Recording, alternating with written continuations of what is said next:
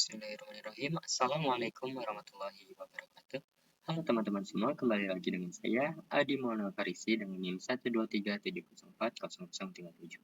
Oke, pada kali ini kita akan membahas ataupun kita akan melakukan analisis terkait luas permukaan dan porositas dengan menggunakan metode BET. Nah, yang teman-teman perlu ketahui juga, metode BET ini adalah suatu teknik standar untuk mengukur luas permukaan spesifik material padat, ukuran pori, dan juga volume total pori. Nah, nanti kita akan membahas lebih lanjut di dalam video ini. Nah, untuk pengolahan datanya itu nanti kita akan mendapatkan diantaranya itu kurva isotom absorpsi, kurva isotom desorpsi, dan juga kurva BET-nya. Nah, di awal kita memerlukan data mentah diantaranya yaitu paper P0 dan juga volume adsorbnya atau dalam satuan cm kubik per gram. Nah, ini ya. Nah, kita langsung saja. Nah, langkah pertama kita akan menentukan kurva isotomnya terlebih dahulu, baik kurva isotom absorpsi dan juga desorpsi. Nah, langkah pertama teman-teman ke menu insert, kemudian ke chart, kita pilih sketcher, kemudian select data. Di sini add. Kita beri nama kurva adsorpsi terlebih dahulu. Kita buat untuk kurva adsorpsi terlebih dahulu. Nah, sumbu X-nya itu paper P0. Kita tarik ke bawah sampai data adsorpsinya saja, sampai maksimalitas susunya, dan sumbu Y-nya itu volume adsorbnya. Nah, volume adsorbnya. Yang ini ya, sumbu Y-nya. Kita tarik lagi ke bawah. Sudah, kemudian kita klik OK saja. Kemudian kita tambahkan juga untuk kurva desorpsi. Nah, sumbu X-nya sama tadi ya, paper P0 ini. Kita tarik ke bawah. Oke. Dan sumbu Y-nya itu yang ini. Volume adsorbnya. Kita tarik lagi ke bawah. Kemudian kita klik OK. Nah, setelah itu kita klik OK kembali dan akan muncul terkait kurva adsorpsi dan isotomnya. Kurva isotom adsorpsi dan desorpsi. Dan di sini nah muncul ya. Jangan lupa kita beri keterangan.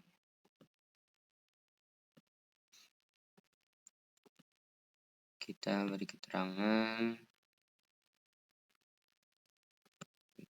Nah, cukup ya. Di sini kita beri keterangan saja. Baik. Kurva isotom desorpsi. Sumbu X-nya tadi paper P0.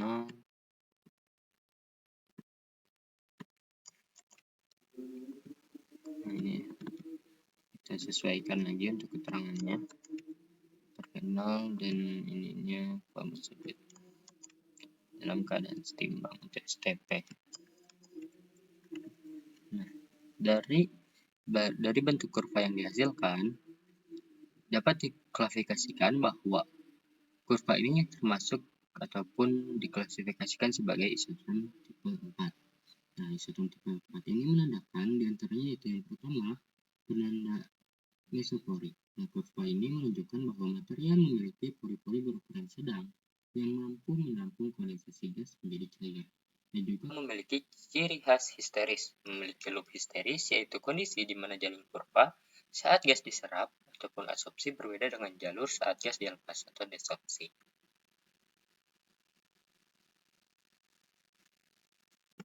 Baik, selanjutnya kita akan menentukan kurva BET pada sampel adsorpsi ZnO10.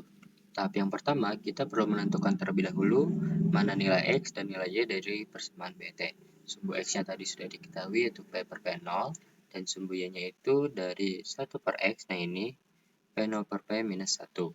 Nah, kita perlu mencari terlebih dahulu nilai sumbu Y-nya itu. Dengan rumus sama dengan 1 dibagi dengan volume adsorbed dikali, jangan lupa dalam kurung terlebih dahulu 1 dibagi P per P0 minus 1. Kita enter saja. Nah, kalau sudah kita klik dulu untuk data yang selanjutnya. Nah, setelah kita mendapatkan sumbu X dan sumbu Y-nya, kita tinggal plotkan untuk mengetahui kurva BT-nya. Nah, kita klik insert seperti biasa, kemudian ke chart, kita pilih sketsernya, kita pilih yang kosong, kita select data, kita add, kita beri nama kurva BT, salah, kurva BT ini adsorpsi ZN-O10 dengan sumbu X-nya itu tadi paper panel, kita tarik ke bawah untuk yang adsorpsi, dan sumbu Y-nya itu ini ya, dari persamaan BT tadi. Kita scroll ke bawah, kita tarik, dan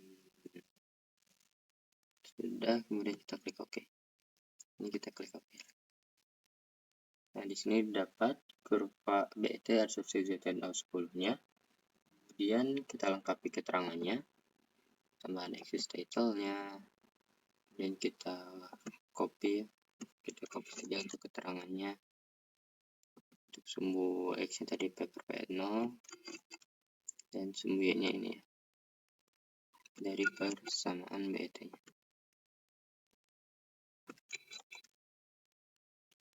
Nah, ini kurva adsorpsi ZN-O10. Nah, namun untuk kurva BT ini belum selesai sampai sini. Kita perlu mencari terlebih dahulu data linearnya gitu. Nah, kita bisa ubah skalanya dari sini. Kita perlu mencari data linearnya. Seperti ini misal, oh ya, ini belum kita munculkan terlebih dahulu regresinya. Nah, ini regresinya. Nah, ini ternyata regresinya jauh dari 1 gitu. Kita harus mencari nilai regresi yang paling mendekati 1. Kita perkecil sampai dapat angka yang paling mendekati 1. Regresi yang paling mendekati 1. Nah, di sini terlihat menunjukkan apa yang paling mendekati 1 gitu ya, 0,9998.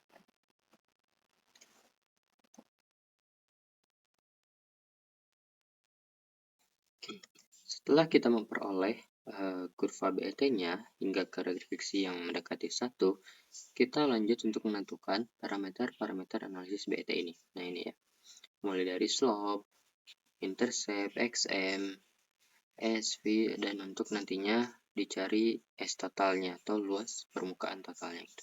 Nah, yang pertama kita akan menentukan nilai M atau slope gitu. Nah, nilai slope ini kita bisa menggunakan rumus sama dengan slope. Kita tadi ambil dari data yang linearnya gitu ya.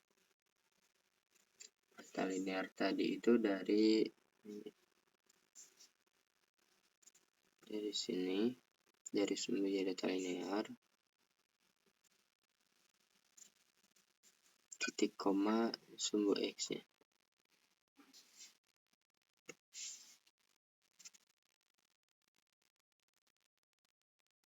Kita kurung enter. Kemudian untuk nilai intercept-nya juga, kita tinggal tuliskan rumus intercept sama dengan intercept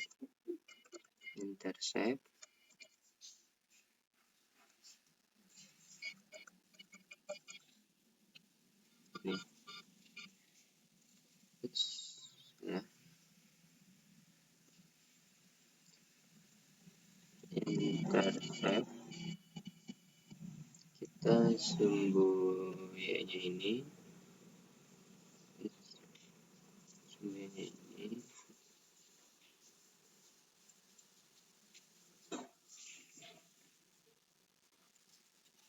tarik ke bawah,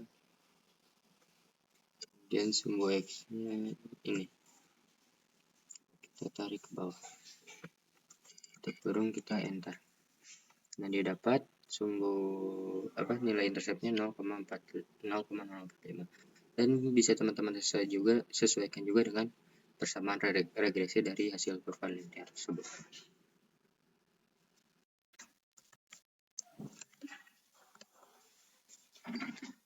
Kemudian untuk mencari nilai XM, kita akan menggunakan rumus sama dengan 1 dibagi slope, dan slope-nya ini ditambah dengan nilai intercept-nya. Jangan lupa kita tutup kurung dan kita enter.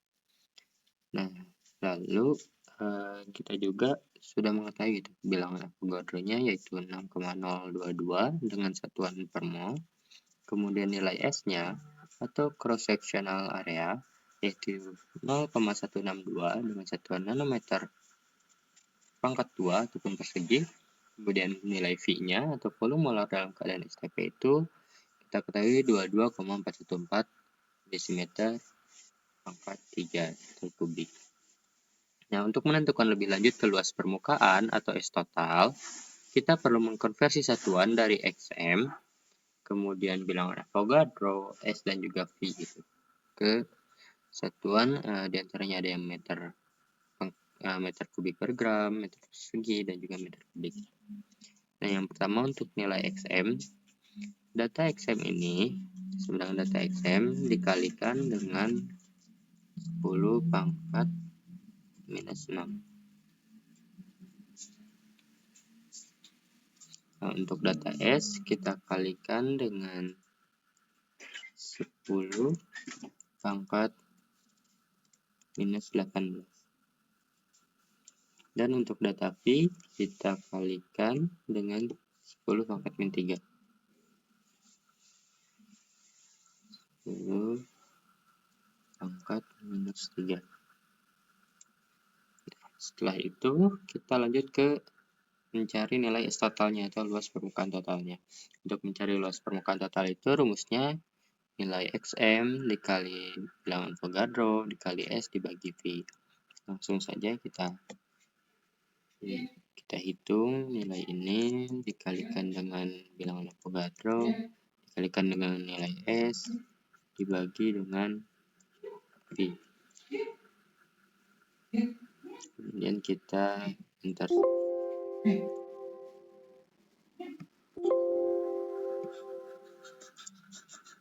jangan lupa ini kita beri dalam kurung terlebih dahulu.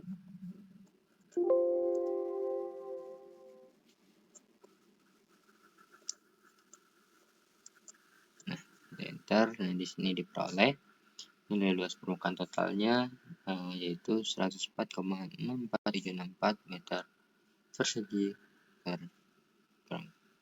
Dan diperolehlah ini merupakan nilai luas permukaan total dari sampel adsorpsi ZnO10. Nah, mungkin cukup sekian dari pembahasan terkait kurva BET ataupun analisis luas permukaan dan porositas dengan metode BET. Sampai jumpa di pembahasan berikutnya. Bye-bye.